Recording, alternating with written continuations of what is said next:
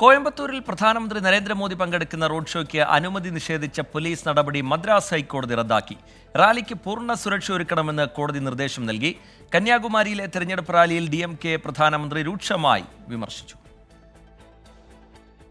ഈ മാസം 18-ന് മേട്ടുപ്പാളയം റോഡ് മുതൽ RS പുരം വരെ 4 കിലോമീറ്ററിലാണ് റാലി നിശ്ചയിച്ചിട്ടുള്ളത്. 1998-ലെ തെരഞ്ഞെടുപ്പ് റാലിക്കിടെയുണ്ടായ സ്ഫോടനവും പൊതുപരീക്ഷയും ഫ്ലെക്സ് നിരോധനവുമെല്ലാം ചൂണ്ടിക്കാട്ടിയാണ് കോയമ്പത്തൂർ സിറ്റി പോലീസ് അനുമതി നിഷേധിച്ചത്.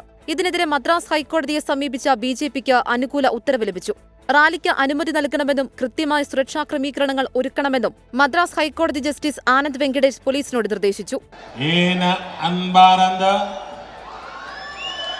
തമിഴ് സഹോദര സഹോദരികളെ വണക്കം. ഇന്ന് കന്യാകുമാരിയിൽ നടന്ന റാലിയിൽ DMK ഇന്ത്യ സഖ്യത്തെ പ്രധാനമന്ത്രി നരേന്ദ്രമോദി രൂക്ഷമായി വിമർശിച്ചു.